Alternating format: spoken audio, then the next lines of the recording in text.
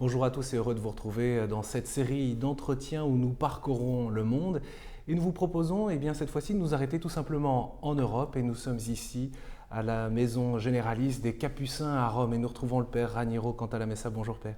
Bonjour. Un grand merci de nous accueillir ici, c'est là où vous demeurez quand vous prêchez et c'est le cas durant cette période de l'Avent puisque vous êtes prédicateur de la maison pontificale depuis 1980. Oui.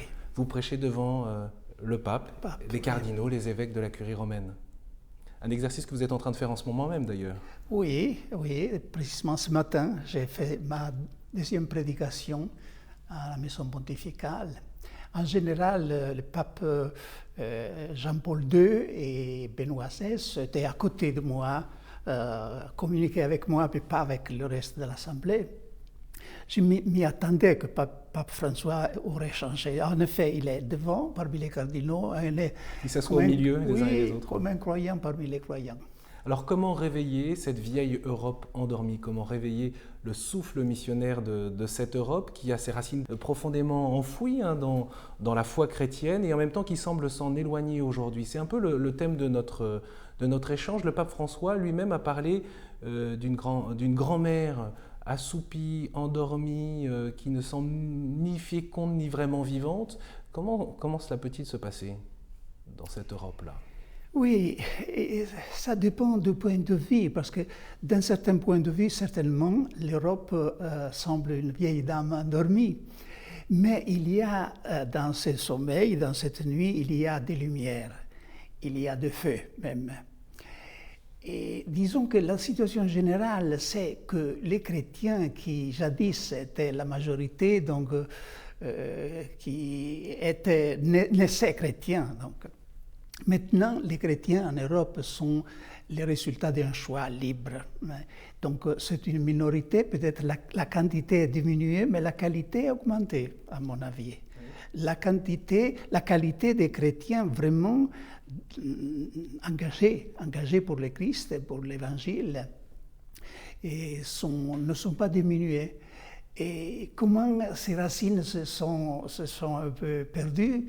Eh bien, il faudrait parcourir toute l'histoire. Donc, il y a eu des mouvements qui ont changé profondément l'esprit de l'Europe, l'humanisme, la Renaissance, donc, et puis l'illuminisme, et tout le rationalisme, et même aussi la révolution industrielle qui a produit une société différente, a fait que les intérêts matériels prennent le devant face aux intérêts spirituels. Et Hegel avait lancé un cri: les chrétiens perdent ou gâtent dans les cieux les trésors destinés à la terre. Et donc on s'est laissé un peu conditionné par cette idée qu'en proposant la vie éternelle, les valeurs spirituelles, on négligeait la transformation du monde. Et beaucoup donc se sont éloignés du christianisme en pensant que la religion c'était l'aliénation. Donc c'était une aliénation. On l'a beaucoup entendu effectivement au moment des Lumières. Hein. Oui, il faut dire que peut-être dans le passé les chrétiens ont donné un peu les prétextes pour ça, mais en réalité l'évangile c'était vraiment un levain. Et l'évangile pousse à la transformation, au renouveau. René Girard, votre penseur français, a dit quelque chose de très, très, très vrai à mon avis, que l'Europe, donc sécularisée, a pris beaucoup de valeurs chrétiennes, c'est les approprier en les usant contre le christianisme, comme par exemple l'attention aux faibles, aux pauvres. Mais ça, c'était une valeur de l'Évangile. Et maintenant, on oppose à l'Église comme si c'était donc l'égalité, c'était contre l'Évangile. Mais les trois mots de la Révolution française sont tous enracinés dans l'Évangile.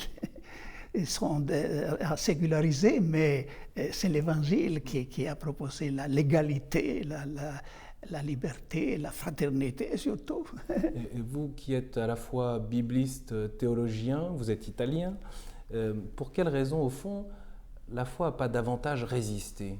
C'est une question qu'on peut se poser quand on regarde en arrière.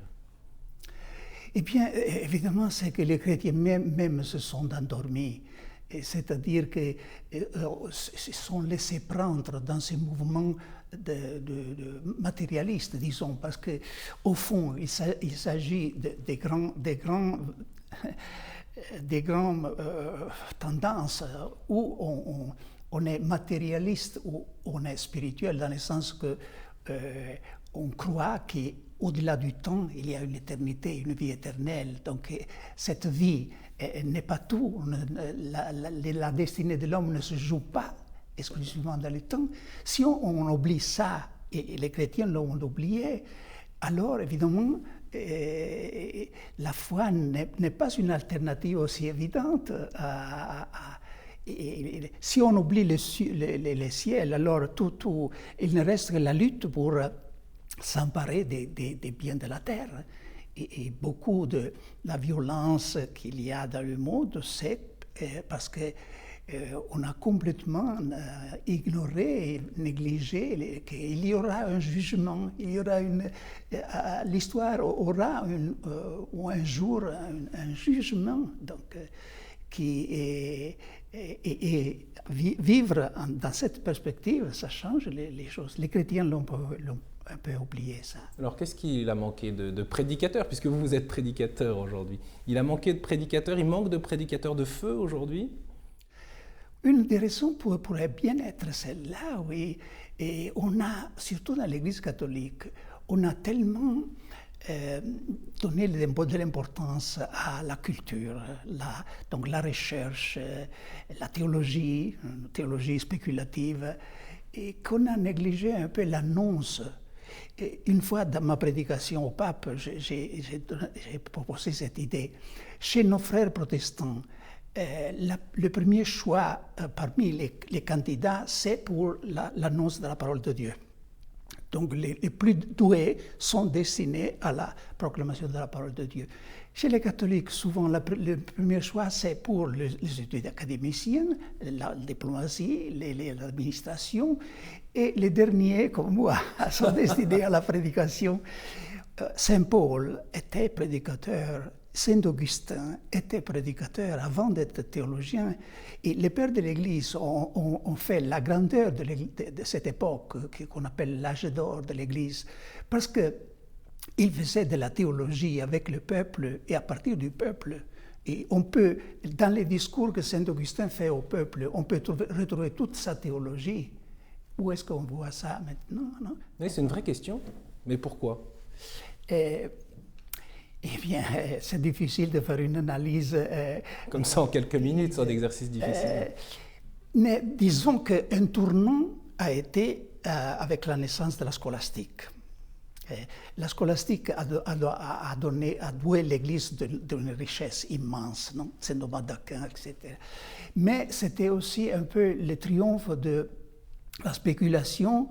Avant la scolastique, la théologie, comme avec Saint Bernard de Clairvaux par exemple, était une théologie qu'on appelait monastique, c'est-à-dire aussi priante. Mais après, chez Saint Thomas d'Aquin aussi, la théologie est imprégnée de foi, mais après lui, le rationalisme, le nominalisme, c'est-à-dire les idées ont acquis une importance plus que les choses. Saint Thomas d'Aquin avait lancé un principe qu'on cite toujours. Hein. La foi ne termine pas aux formulations, mais aux choses. Et malheureusement, souvent, on a oublié ça. Alors, la foi se terminait aux formulations. On se préoccupait de formuler, de proposer, avec des concepts toujours à la page, c'est-à-dire en poursuivant la philosophie qui était un peu en vogue. Mais pour finir, on a vidé la parole de Dieu de quoi? De l'esprit, de la force de l'esprit. Et en même temps, ce rapport entre la foi et la raison, c'est l'un des grands trésors de l'expérience spirituelle de l'Europe. les rationalistes, à parler de l'illustration, ont réussi à faire croire que la raison était incompatible avec la foi. Et on le voit encore aujourd'hui. Hein. Et encore aujourd'hui. On voit bien que parfois le fait d'être croyant peut être suspect. Aujourd'hui, ce ne sont pas tellement les philosophes, mais ce sont plutôt les scientifiques. C'est la science, la grande protagoniste. Non? Déjà, les grands-pères de l'Église avaient discuté ces points de vue, avaient montré que la foi n'est pas contre la raison. Au contraire, elle ne limite pas les domaines de la raison, mais il l'enlarge. Parce qu'en faisant l'acte de foi, la raison produit l'acte le plus haut possible. C'est transcend elle-même et reconnaît qu'il y a quelque chose qu'elle ne peut pas connaître. Pascal avait dit, il y a beaucoup de choses que la raison ne peut pas connaître. Kierkegaard avait répété, à mon avis, humilie la raison ceux qui lui nient cette possibilité de se transcendre. De se transcender, oui. Transcendre. Et non la foi qui reconnaît à la raison la capacité de percevoir qu'il y a quelque chose au-delà. Et on voit bien que c'est crucial quand même aujourd'hui dans l'expérience religieuse. Hein, bien, le pape Jean-Paul II avait écrit une encyclique sur ce sujet, Fides et Ratio, la foi et la raison. C'est-à-dire qu'au point de vue conceptuel, on a tout dit. À mon avis, j'ai eu l'occasion de célébrer il y a quelques semaines et la canonisation d'une mystique italienne qui d'ailleurs est très connue en France, Angèle de Foligno. Oui. Et là, je reconnais qu'aujourd'hui, il ne vaut pas la peine de faire la guerre avec les rationalistes au niveau des concepts. Parce qu'au niveau des arguments intellectuels, on a tout dit. Il nous faut les mystiques, parce qu'eux ont touché les transcendants, ils ont touché les divins. Alors lorsqu'on lit les mystiques, on n'a pas besoin de démontrer les choses, parce qu'ils les montrent. Pour vous, c'est là, Père, où se joue le combat spirituel, à l'échelle du continent, même si, évidemment, chaque pays est spécifique, a sa culture propre. Hein. On ne peut pas difficilement comparer la Pologne, l'Espagne, l'Italie, la France, la Belgique, la Hollande ou même la Roumanie. Tous sont des pays très différents. Mais c'est là où se joue le combat spirituel.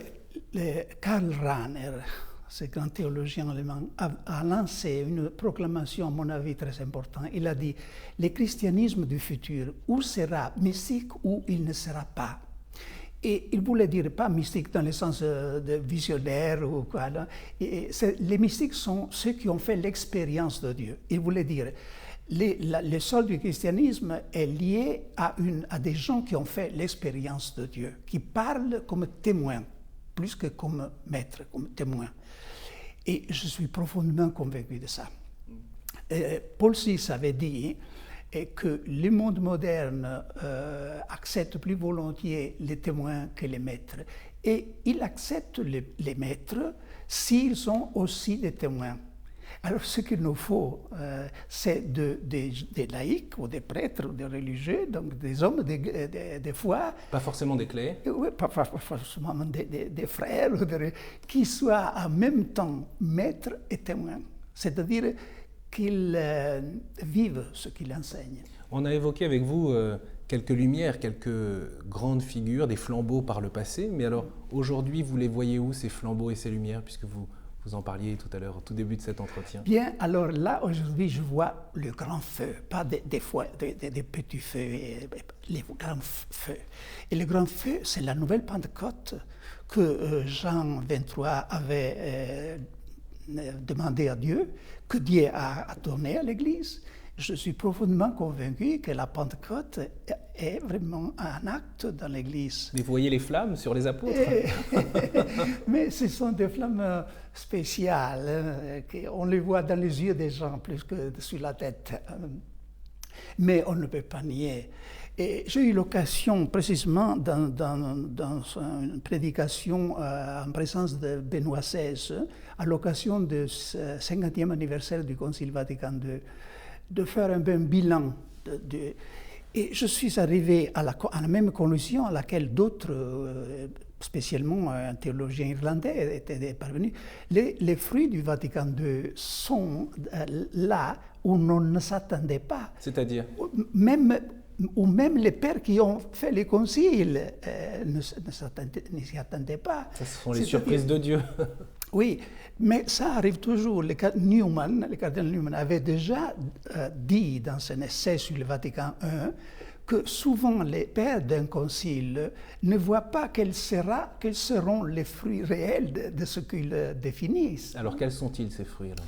Eh bien, on s'attendait, on donnait de l'importance au changement des institutions, disons, les pouvoirs dans l'Église, donc la distribution du pouvoir dans l'Église, la liturgie, etc.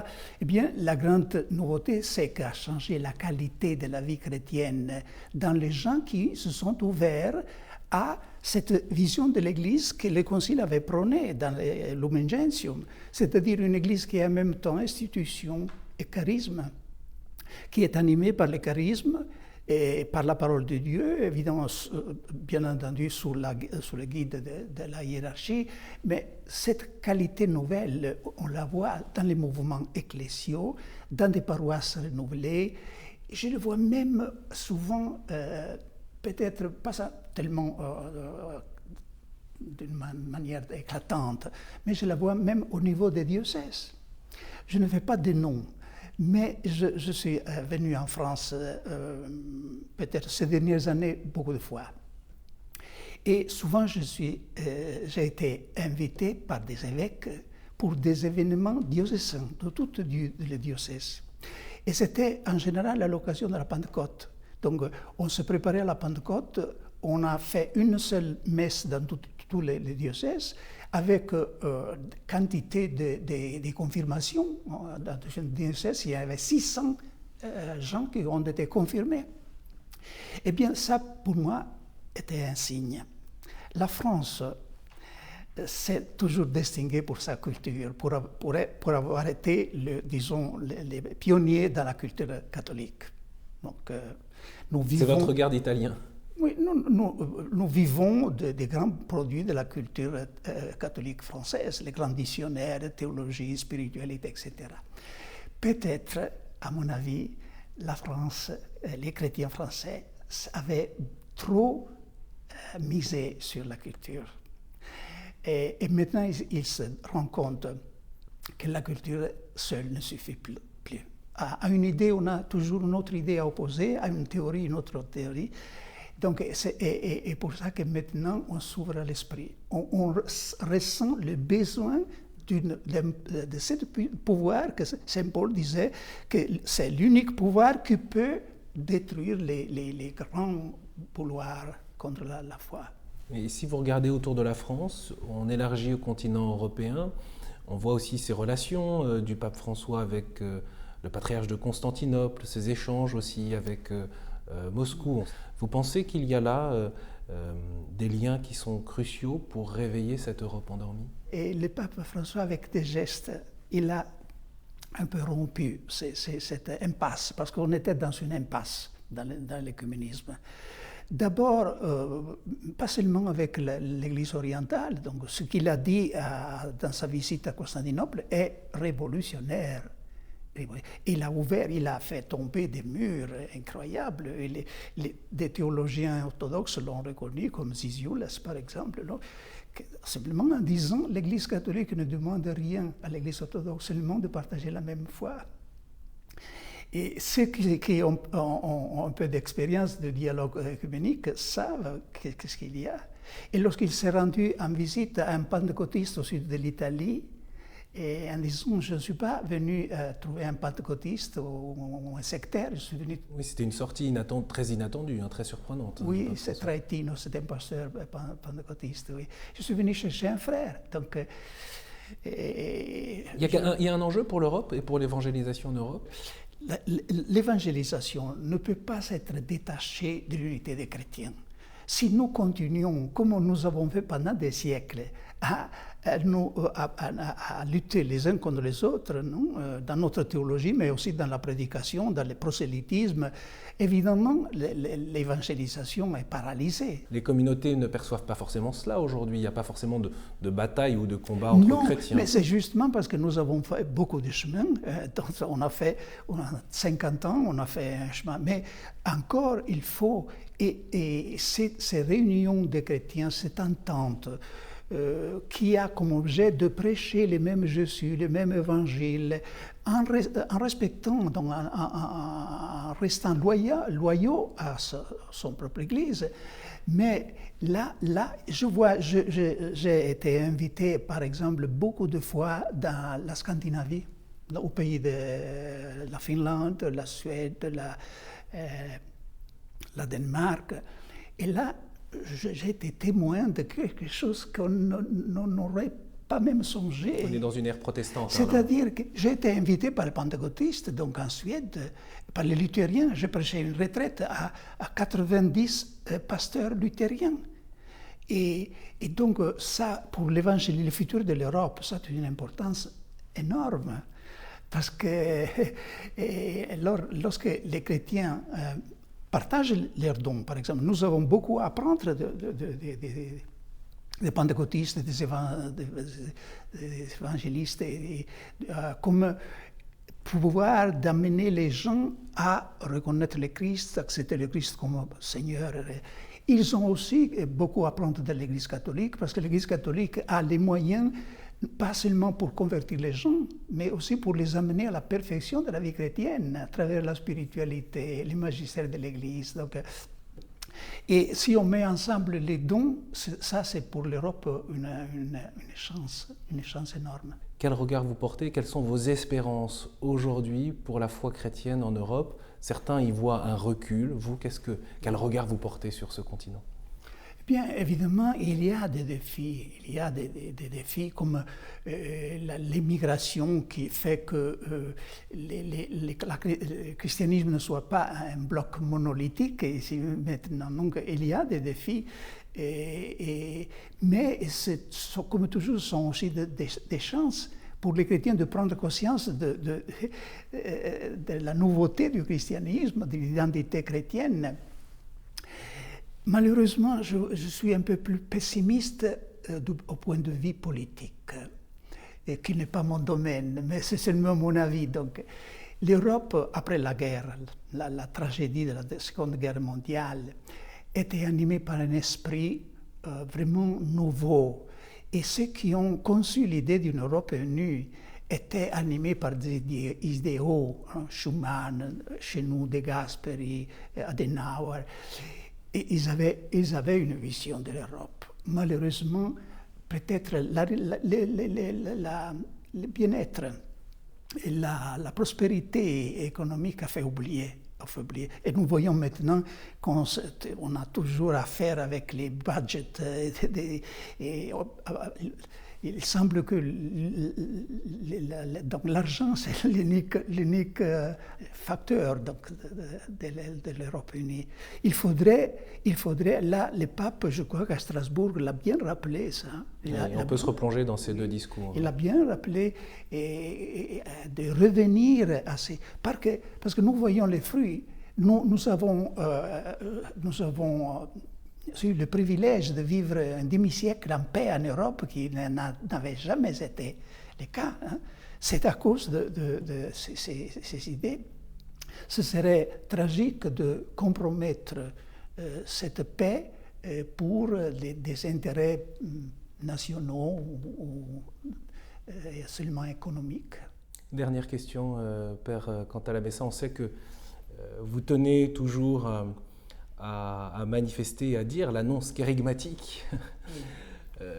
Peut-être, quelle est l'invitation que vous faites aujourd'hui, bien sûr, à ceux qui vous regardent, qui nous regardent, mais aussi aux Européens, pour pouvoir mener et déployer ce témoignage de la foi? Eh bien, oui, là, vous avez touché un point qui me tient assez au cœur.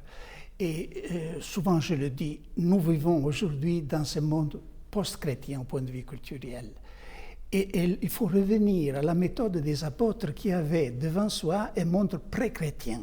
Donc nous sommes dans une situation plus semblable à la leur qu'à celle des siècles qui nous ont précédés. Et comment est-ce que les apôtres ont changé le monde? Avec le kérygme, c'est-à-dire la proclamation dans le pouvoir de l'esprit, de la mort, la résurrection du Christ, qui mettait les gens face à la décision. Il fallait se décider, se laisser entraîner par ces kérygmes. Après, il y a toute la morale. La morale venait après, donc qui formait la foi. Malheureusement, pendant des siècles, comme la foi était acquise, tout était la culture, la famille, l'école, on ne se préoccupait plus donc de faire naître la foi, donc de l'acte initial de la foi. On se préoccupait des exigences de la morale. Mais nous sommes revenus à cette situation-là. Ça ne signifie pas qu'il faut tourner le monde en disant « Je suis le Seigneur, je suis le Seigneur ». Non? Mais le kérygme, c'est une atmosphère, ce n'est pas seulement une formule. Hein? Le Christ est mort pour nos péchés, il est ressuscité pour notre justification, donc il est le Seigneur. Le pape François le dit bien dans sa exhortation apostolique, c'est une atmosphère, c'est un arrière-fond qu'il faut tenir toujours présent. Autrement, la morale, l'éthique chrétienne n'a plus de poids. Peut-être toujours changer pour notre éthique. Merci beaucoup, Père, d'avoir partagé votre regard à bâton rompu comme ça sur la situation de l'Europe, de ce continent. Je rappelle que vous êtes en ce moment en train de conduire la prédication de l'Avent sur le thème de la paix. On peut retrouver bien sûr vos écrits. Et puis je renvoie également à votre prédication Amoureux du Christ, le secret de Saint François, qui est publié en français aux éditions des Béatitudes. Merci beaucoup de nous avoir accueillis ici à Rome, à la curie donc des Capucins. Et puis bien sûr, vous retrouvez l'ensemble de cette série des entretiens réalisés à l'occasion des 15 ans de KTO sur le site internet. À très bientôt et bonne soirée à vous.